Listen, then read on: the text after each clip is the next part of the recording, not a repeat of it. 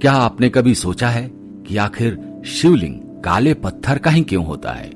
इसके पीछे की वजह क्या है? चलिए आज के इस खास वीडियो में हम यही जानते हैं। शिव महापुराण समेत अनेक प्राचीन ग्रंथों में शिव पूजा से जुड़े विधान दिए गए हैं। विभिन्न प्रकार के शिवलिंगों को पूजने के अलग अलग महत्व कहे गए हैं। इनमें से जो सबसे प्रभावी बताया गया है वो है काले पत्थर का शिवलिंग। काले रंग से अधिकांश लोग परहेज करते हैं। खासकर किसी शुभ कार्य में काला रंग पहनना ठीक नहीं समझा जाता।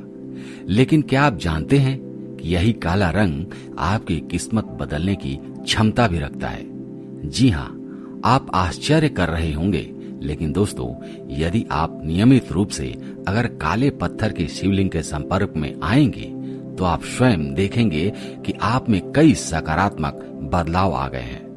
दरअसल सूर्य के प्रकाश में सभी रंग होते हैं। काला रंग हमें इसलिए काला दिखाई देता है क्योंकि वह समस्त रंगों को अपने भीतर अवशोषित कर लेता है।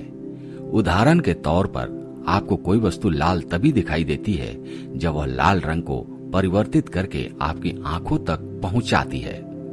इसी प्रकार अन्य रंग भी प्रभावित होते हैं तो आपको वही दिखाई देते हैं। लेकिन काला रंग इसलिए काला है क्योंकि वह किसी रंग को परिवर्तित नहीं करता।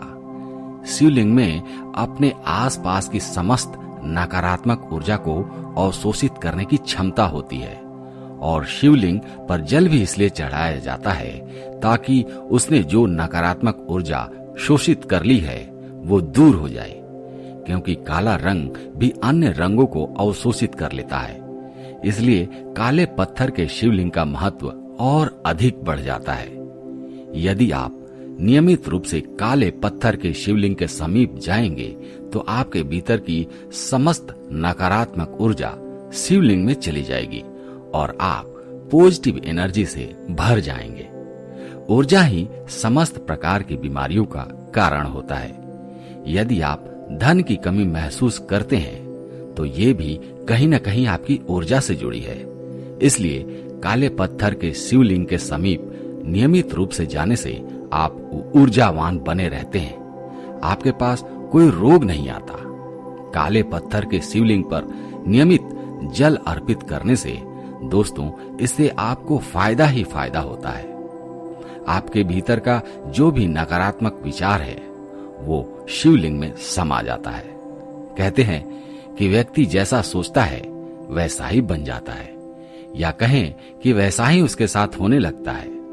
यदि आप शिवलिंग के समीप अच्छी बातें सोचेंगे, मन में अच्छे विचार लाएंगे तो आपके साथ अच्छा होने लगेगा।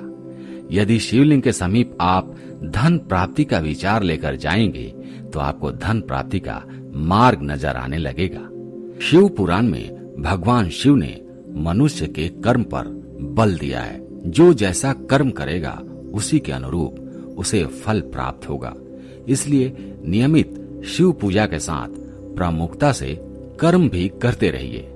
इसलिए शिव ने भी कभी भाग्यवादी रहने की सीख नहीं दी। उन्होंने कर्म पर जोर दिया है। जैसा कर्म वैसा फल।